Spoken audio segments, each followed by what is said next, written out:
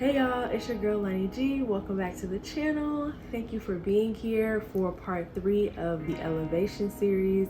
This is a series that I created to help you learn what steps you need to take in order to elevate your life in all areas.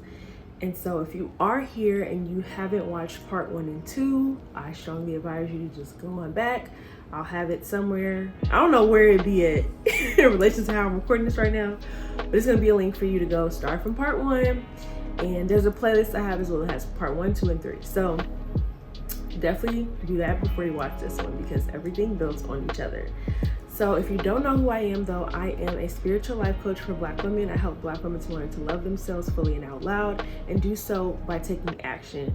Because I realize that a lot of the time when we talk about love and we don't realize that it's an action word unless it applies to other people. And so the work that I do is really at its core healing, but also about loving yourself to the highest extent. And so this last part of this elevation series, we're going to talk about what's on the other side of when you get the things that you've prayed for, which, as you know, part 2 is about prayer and manifestation and doing the work to align yourself with what it is that you're wanting for your life after you've identified what it is that you're unhappy about with your life. Because it's okay to be unhappy about things. It's okay to want things to change. I really think that's part of the journey of life, is creating that for ourselves. And the only way we can do that is being clear about what's not working, what we do want to work, and how we want things to change for the future, what we really want our life to look like. So this is part 3, embrace the elevation.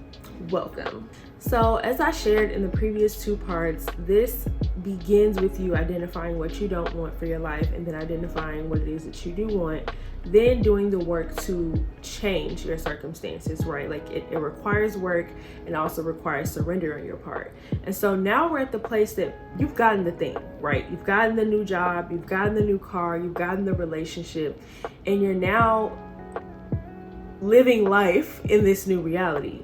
And that's not as easy as you may think. And I think that's something that a lot of people, I've seen more people talk about it lately, but I feel like not in depth to the point that I needed somebody to talk to me about it.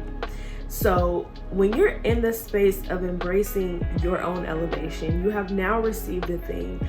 The first thing I want to say as a disclaimer for anybody who's on this journey of like changing their lives and looking for something different, know that whatever that thing is that you're looking for, that you're craving, that you're desiring, that you deserve to have, does not fix all of your problems. It will not wipe away any of the things that you are working to heal through. If anything, it might magnify those things. For me, I grew up kind of just getting by, right? And then when I got on my own as an adult, I was very much so still living in that energy. I was used to living in scarcity. I was used to just having enough, and maybe sometimes not even enough, but just getting by, right? Figuring things out, having to deal with, not having an abundance of things, but having just enough. And so when the life that I wanted for myself was to have an abundance, right? And I didn't realize that being in that space for the first time where I had more than what I needed and I was able to save, I was able to think about investing, get a car for myself, have enough to save to get a car, that was also very triggering as well. It made me feel unsafe to have more than what I needed because, maybe somebody's gonna take it from me. So a lot of my triggers were awakened, like different triggers were awakened within me that I didn't think about and that were keeping me in this space of being stuck and not being willing to go get what I wanted, because I was actually subconsciously pushing it away because I thought that it wouldn't be mine for long. So these are the things that come up when you are getting the thing that you want, and this is part of that preparation as well. I did a TikTok recently, and I think I shared it in the last video as well, talking about when you're asking for something, part of that surrender is knowing that you are being prepared for what you've asked for. And so for me, part of my preparation was getting little things, having a little bit more than what I needed. Maybe I have more food than what I need. Like maybe I'm having a little more of these things and having to manage that before getting this huge thing that I've never had before and managing that. It takes steps. I feel like we can't just jump. It's literally like swimming. You cannot just jump into the deep end if you've never, learned how to doggy paddle or whatever the hell, or tread water. Like, it don't make sense. You would not do that to yourself. So a lot of these things are big jumps for us, and in order for you to keep it, you have to be prepared to hold it. Okay? Hope that makes sense. That's my personal story with it, and it's something I'm still working through. I absolutely am talking with my therapist about it. She's had to remind me, like, I don't want you to block your blessings because you're afraid of having more. Like, the work is you being okay. Like, you have to get used to having. I also worked with a financial coach. She's a money coach, a wealth mindset coach. And she told me I had to get my nervous system used to having more money, like to having money. There was a period of my life where I wasn't making any money. Well, I was making barely any money. I wasn't making enough money to pay my bills or to, I was very much so living in a place of like survival. And when I was working with my money coach, she was a blessing because she barely didn't charge me anything because she knew my situation. She really wanted to help me. And one of the things that she said that sticks with me and that I share with my clients as well is that when you are not used to having something, you literally have to get your nervous system accustomed to having that thing. And that requires intentional work. Okay?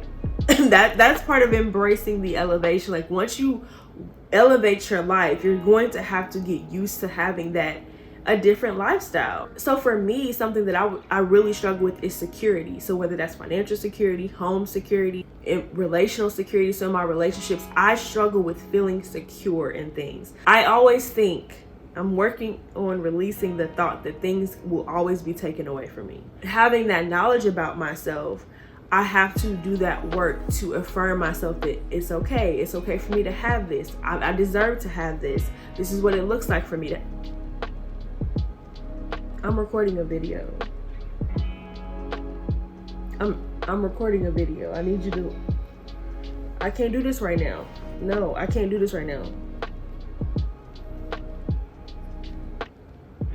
Okay. So I want to share with you what these fears can look like for you. If you are similar to me, or if you are also in a place of wanting your life to change and you're not really sure what the other side looks like, these are some thoughts and fears that can come up. One is the fear that it will be taken away. Okay, like me, like I said, the fear that it's going to be taken away as soon as you get it. Maybe you've had something before, you have childhood wounds around that. You think, just listen to your thoughts when they come up around you saying, I want this thing, I deserve this thing. That is a fear that can come up. A second fear that can come up is the fear that you can't handle it. Like, you might not know what to do with it when you have it. You'll mismanage it. You'll somehow, again, this thing, it'll be taken away somehow because it's really what it's rooted in. It'll be taken away. But you have this fear of like, well, I don't know what to do with it. I've never done that before. This fear of learning, this fear of being a beginner. That is another thing that I've struggled with. And then the third thing is the fear of getting it wrong. Maybe you decided you want this thing and then you get it and you realize, oh, I don't really like it. Like, that's okay. Okay, that is definitely okay. So, baby, let me tell you, it comes up in a lot of different ways. Like, for me, that's the one thing that dating has shown me a lot of, like, what I think I want versus what I actually want. And it's okay to get something and realize, like, I actually don't like that much. It's like trying food. Like, oh, that looks good. I taste it. It don't work out for me. You can say, I don't want no more. It's okay to say no. And I think as someone who maybe you have experienced scarcity and getting something, you feel like I should just accept what I'm given because I've never had this. No, that's another way to embrace the elevation of understanding that there is always more on the other side, that you live in an abundant universe. You have a creator that wants to give you everything you want, and it allows you to say no thank you. So that's something as well to be thinking about. So some remedies for these fears, some things to think about, tools for you as you work through these fears, is to think about the fact that for the first fear, of the fear that it will be taken away.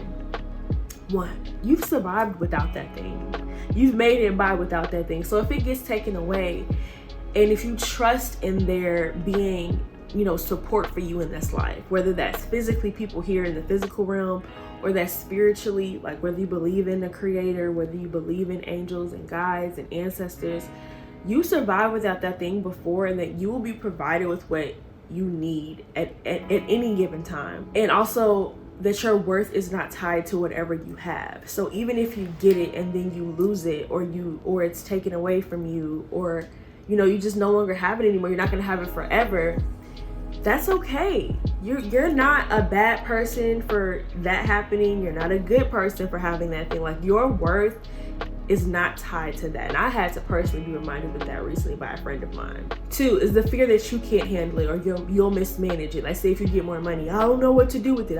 Having more money is stressful. You're gonna have to learn somehow. You're going to have to learn somehow. You will never learn how to manage money unless you have money. You will never learn how to exist in a healthy relationship until you have a healthy relationship. So constantly avoiding the thing that you want is never going to help you get the thing that you want.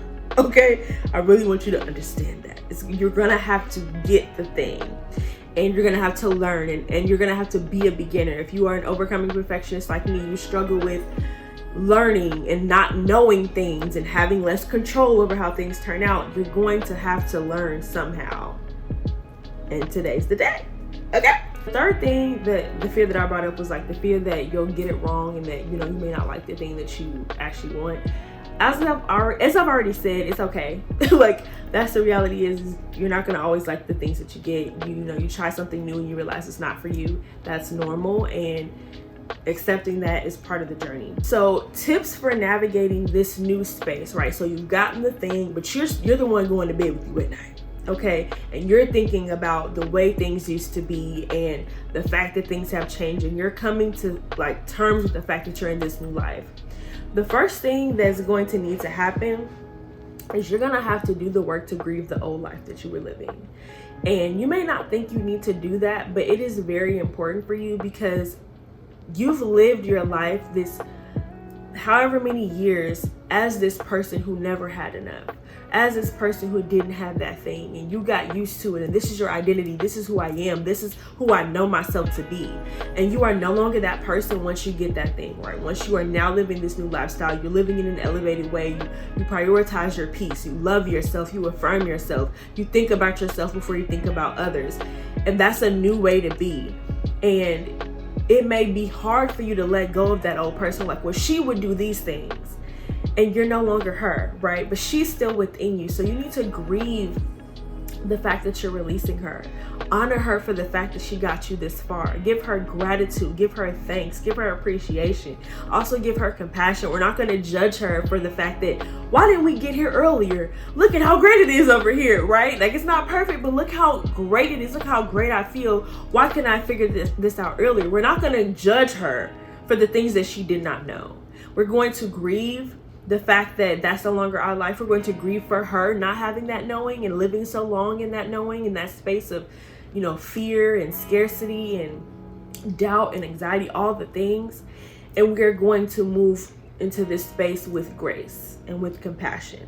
Second thing, I kind of alluded to this already, but you're going to get a therapist, okay? You're going to get a therapist. There are resources for you to get free therapy. I'm going to share in the description the resource that I used to get. I'm gonna have to remember it first. I'm gonna have to look into some old emails, but they offer specifically therapy, like vouchers for therapy for Black women. Honestly, my biggest advice for you in life is to be resourceful. That's something that has gotten me as far as I am, is I don't give up. If I want something and I need it, I'm going to look for it. Nobody's going to come save you. Now, you have to express what you need. You have to talk to the people, and that's part of this second part. It's like having a community. You don't have all the answers, but you have to be willing to lean on people that are there to support you, that love you, that have love for you, and that want the best for you. Now, of course, you have to discern that, right? Like, everybody does not have your best interest at heart. This is part of the learning process. It's something I've had to learn, something I'm still learning, but community is necessary. You are not gonna get you need it. You need community. You cannot do this by yourself. So leaning on those people that support you, asking them for help with what you need, resources, that's one of your resources, is the people that are around you. So that's important as well. Note that. And the last tip is to celebrate your win. Changing your life is not easy. As I've said in the first video, maybe in the